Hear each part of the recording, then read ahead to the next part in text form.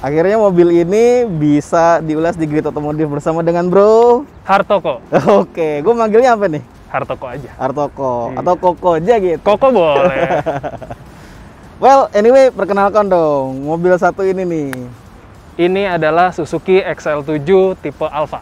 Tipe Alfa. Iya. Jadi kalau misalnya kalian lihat plat nomornya masih grass banget ya.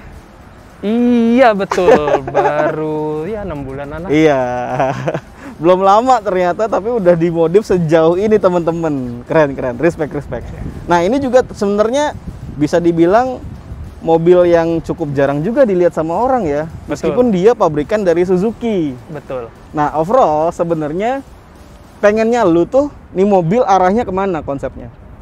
Sebenarnya sih pengen beda aja sih dari yang lain. Cuman kayaknya konsep OEM elegan tuh paling cocok sih sama gue sih. Karena Paling kan memang cocok. buat dibawa harian. Oke, buat harian juga ya. Iya betul. Dengar cerita ini mobil pertama yang lu modif. Iya betul. Kenapa bisa langsung dapat secakep ini modifannya? Nah itu dia, jadi sebelum mobil ini datang, gue riset dari sana sini, ternyata memang yang paling seleranya paling cocok buat gue ya Grid Otomotif. Jadi gue udah nontonin bro, dari awal sampai habis, dari yang video lu masih gambarnya buruk-buruk sampai yang sekarang udah seproper ini, gue tontonin sampai habis. Thank you banget. Kita ketemu lagi di sama satu viewers Grid Otomotif yang mobilnya diulas juga di channel ini finally. Ngomongin yang paling menarik sebenarnya dari bagian samping. Gue suka banget peleknya teman-teman. Kita langsung dari samping aja yuk. Salah satu hal yang bikin gua jujur cukup tertarik sama mobil ini adalah bagian bawah sini nih teman-teman. Peleknya. Ini pakai roti foam. Respect. Yes. Boleh diceritain ini tipe apa, terus speknya gimana? Oke. Ini roti foam tipenya Las R. Speknya ring 17, lebar 8, ET38. Oke, tapi dia bisa dapat rata gini ya? Bisa. Awalnya sebenarnya waktu itu ET-nya 42, cuman terlalu masuk dia. Oke. Iya. Apa yang dilakuin tuh biar jadi rata kayak gini? Sebenarnya karena speknya lebar 8 aja sih. Jadi ya lebih keluar aja. Nah, ini kebetulan yang belakang pakai spacer 0,5 cm. Oke. Yang ini enggak. Oke, siap. Jadi sebenarnya spacer yang dibutuhkan pun nggak terlalu tebel banget ya. Nggak terlalu tebel. Siap. Nah, ini sebenarnya kan lebarnya 8 tadi ya? Betul. Cukup lebar itu, apalagi udah dipakai bannya 215/50 gitu kan. Iya. Pakai Michelin apa nih? Michelin PS4, Pilot Sport 4. Mantap. Nah, sebenarnya ada gangguan nggak tuh kayak di fender dalamnya, inner fendernya? Noise sih pasti ada, cuman nggak terlalu mengganggu sih, masih oke lah. Gesrot ada nggak? Gesrot nggak ada. Nggak. Gesrot nggak ada. Udah diapain, roll atau apa? Ini sudah pernah di roll fender karena awalnya ya memang gesrot, ada bekas-bekas lah sedikit lah. Oke. Cuman sekarang udah aman harusnya. Aman ya, berarti aman. Udah safety nih. Yes. Selain cakep juga safety teman-teman. Nah, ini juga tipe dari Suzuki XL7 ini memang karakter lebih ke SUV ya. Betul. Dengan over fender, terus dimensi yang terlihat visualnya tuh lebih besar teman-teman. Betul. Memang ibaratnya kalau kita sandingin itu tuh mirip-mirip sama Expander dan Expander Cross. Yes. Jadi Suzuki R3 tuh dengan XL7 gitu kan. Betul. Nah, dia apple to apple sama Expander Cross nih teman-teman. Tapi meskipun SUV udah kelihatan agak pendek. Iya. Sesuatu udah terjadi nih kaki-kakinya nih. Diapain? Betul. Jadi awal kita pakai lowering kit dulu dari Tain. Cuman depannya ngangkat.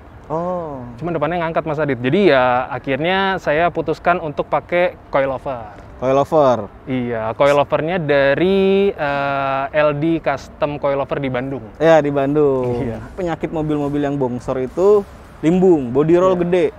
Nah, buat ngobatin hal itu pakai apa?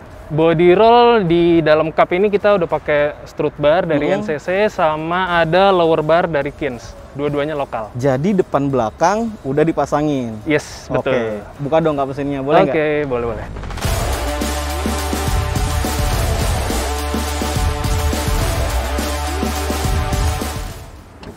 Oke, siap. Iya, di sini. Luarnya bersih, dalamnya bersih. Kayaknya emang orangnya Bro Koko nih resik banget ya. Bisa dibilang begitu. Mantep banget ini loh, bersihnya loh, buset kayak habis di detailing engine-nya, keren-keren. Emang iya habis di detailing. Bener, ternyata bener. Nah, ya ini tadi ya, strut bar yang kita omongin ya. Betul. Warnanya merah, menonjol banget, jadi kelihatan ada kesan udah modifnya gitu kan. Tapi karena kita udah buka kap mesin, ngomongin mesinnya. Sebenarnya kalau mesin sih belum ada yang diganti, masih standar. Cuman saya ganti filter udara replacement. Oke, Dari Verox ya. Dari Verox. Lalu kita fokusnya paling ke exhaust systemnya aja. Exhaust. Jadi Exhaust system. sebenarnya ada 2 poin aja ya untuk ini, replacement filter sama exhaust system. Betul. Oke, sip. Overall masih dipertahankan apa adanya. Apa adanya. Dia tuh K15B kan ya? K15B, betul. Oke, 1500 cc bensin. Jadi sama kayak mesinnya R3 Jimny. yang baru, Jimny juga. Ya, betul. Gitu kan. Dengan perubahan ini ya, replacement, terus exhaust. Mungkin belum remap juga, jadi belum dyno juga kan? Belum. Nah, belum tahu nih apa impact perubahannya sebesar apa. Iya, Cuma betul. impresi dari lo sendiri seberapa besar nih dari feeling berkendaranya? Dari feeling berkendara sih sebenarnya awalnya kita ganti exhaust system tuh buat ya biar ada suaranya aja lah. Cuman ternyata performanya saya rasa belum cukup ya. Akhirnya saya ganti header juga.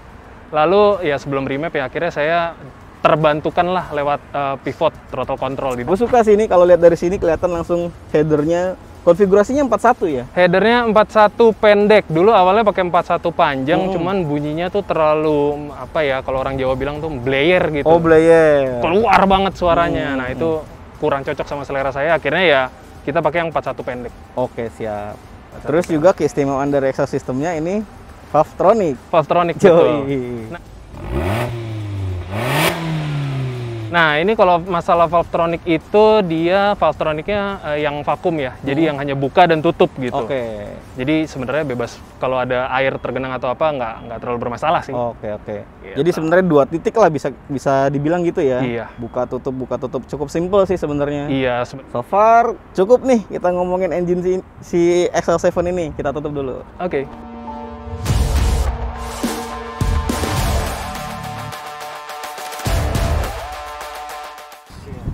Nah, udah ditutup kap mesinnya. Teman-teman harusnya notice lah, paling nggak sedikit gitu. Sebenarnya udah ada perubahan di eksteriornya, terutama kita ngomongin keseluruhan ya. Jadi bagian depan nih, biasanya mobil-mobil kayak gini banyak krom-kromannya. Iya, betul. Diobatinnya pakai chrome delete, tapi chrome delete-nya stiker apa bukan? Awalnya dulu stiker, cuman dia kurang bagus lah buat masuk ke sela-selanya. Akhirnya saya rubber paint. Oke, rubber paint. Jadi Rubber rapi banget sih paint. teman-teman, gue suka sih. Iya. Sampai ke emblem-emblemnya. Betul. Terus juga di lampu ada upgrading nih, terutama di fog lamp ya. Lampu fog lamp, iya. Saya ganti pakai HID proyektor, ada demonic eyes-nya. Jadi kalau dinyalain biru dulu, baru nanti kalau dinyalain 2 kali baru putih. Iya, semacam welcome light lah. Welcome ceritanya. light, yes. Terus aslinya ini warna putih total ya? Nah, itu ada sedikit cerita sih sebenarnya. Nah, jadi untuk di tipe Alfa itu memang ada varian dual tone, Mm-mm. tapi khusus warna yang oranye sama yang brave kaki. Mm-mm. Tapi untuk warna putih entah kenapa dia nggak bikin warna Yang dual tone. yang dual tone. Akhirnya ya saya repaint sih. Iya. Akhirnya Setengahnya saya nih ya. repaint. Setengah ini saya repaint. Setengah putih, Ya. setengah ke atas Hitam, super hitam. deep black. Totalitas. Padahal ini mobil pertama loh teman-teman, tapi langsung total. Respect itu. Itu yang paling penting. Jadi ya kita emang butuh riset ya ternyata ya, seperti Betul. yang lo lakuin ya Mas ya. Di belakang ada sesuatu yang menarik juga teman-teman. Yuk ikut ya.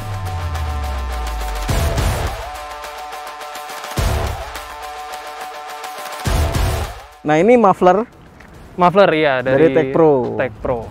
cakep, ganteng mufflernya. Sama yang paling menonjol, ini yang harusnya emang paling harus dilihat nih, si spoilernya nih. Gue sih nggak tahu ya, kalau XL7 tuh apakah ada versi yang udah aftermarketan lokalnya gitu, atau malah custom. Nah ini yang mana nih? Nah, sebenarnya bawaannya ada. Mm-mm. Cuman menurut gue pribadi dia agak kayak kelepas, kayak nggak nyatu sama body gitu. Oke. Akhirnya terbesitlah keinginan buat ini gitu. Jadi ini adalah spoiler custom dari Raymond Prototype Surabaya. Gue tahu dia. Kita lihat ke dalam ada apa.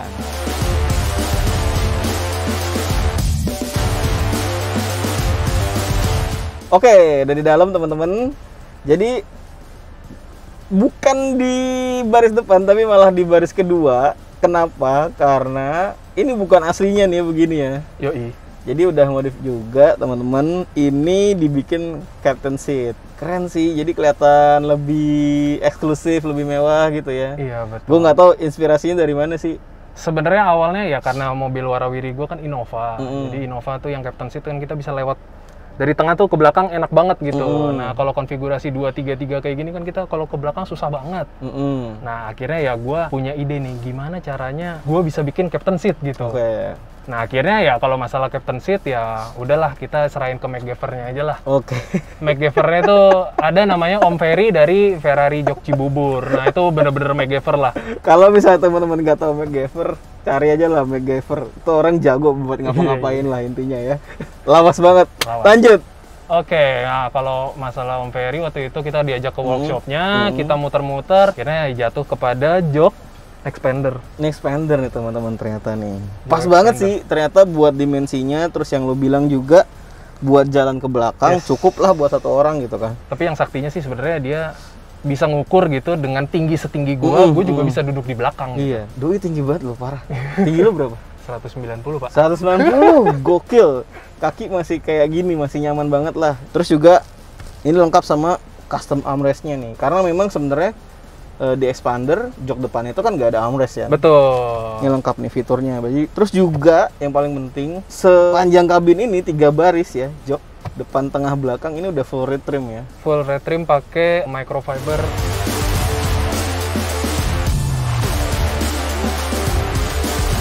Boom, gitu. Biar kayak youtuber gitu. Iya. Nah ini bikin enak mata nih. Wah, gede banget. Ini ukuran berapa nih head unitnya?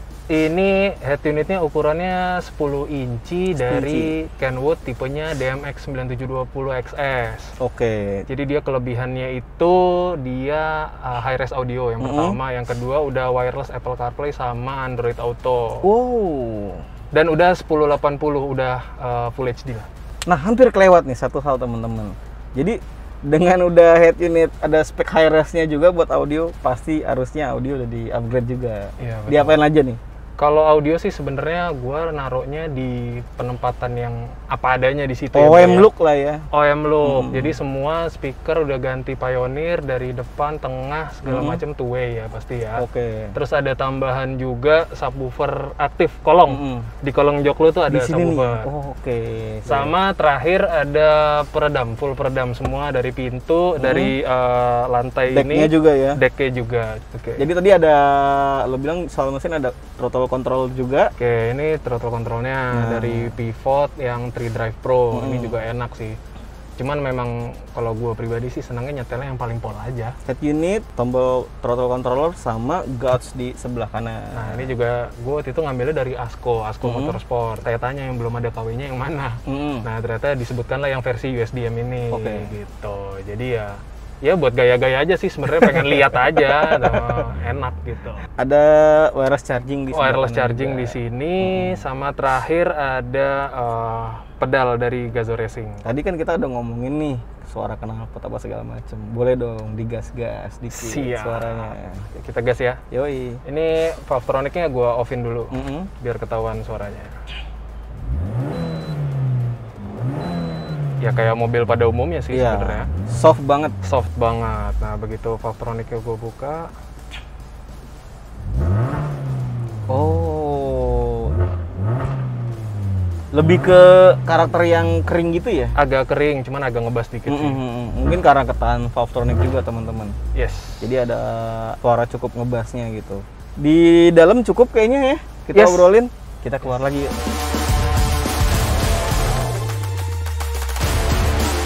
Seperti yang sudah terjadi di video Grid Otomotif sebelumnya, kalau dari dalam keluar terus pasti ngomongin budget dan next project dan apa gitu ya. Nah, gue mau nanya ke budget dulu nih. Ini seganteng ini habisnya berapa sih? Kalau habis sih sebenarnya belum di atas cepek lah, cuman dia di angka 50-60 lah. 50-60, angka yang cukup banget sebenarnya buat modif mobil. Nah, ngomong-ngomong, Itu kan bukan uang sedikit juga ya. Tapi ada nggak sih next project-nya mau kemanain lagi nih mobil? Kalau next project ya saya fokus ke mesin kayaknya bro. Mesin ya? Mau diulik-ulik lagi, coba dilihat apakah perlu di remap dan kalau perlu juga pakai dustek lah. Kita coba cek Berarti masih ada yang kurang nih dari segi performa nih. Padahal header udah diganti gitu kan. Udah pakai throttle control juga. Tapi nggak apa-apa, kebebasan berekspresi kan. Jadi ya monggo silakan, kita support aja. Buat yang mau kepoin mobil ini lebih jauh, boleh follow Instagramnya lo di mana? @Chris_Hartoko di sini nih. Nah, kasih lihat juga dong muka lo biar jelas kayak gimana. Siapa sih Chris Hartoko? Oke, ini dia orangnya teman-teman. Di follow Instagramnya juga, di follow Instagramnya Grid Automotive teman-teman. Dan kasih komentar yang menarik tentang Suzuki XL7 ini. Like dan share jangan lupa, apalagi buat teman-teman kalian yang suka dengan konten modifikasi mobil di Grid Automotive. Jangan lupa juga di subscribe dan nyalain loncengnya buat support terus Grid Automotive. Thank you bro. Sama-sama. Thank you juga teman-teman udah nonton kali ini. Gua Adit pamit.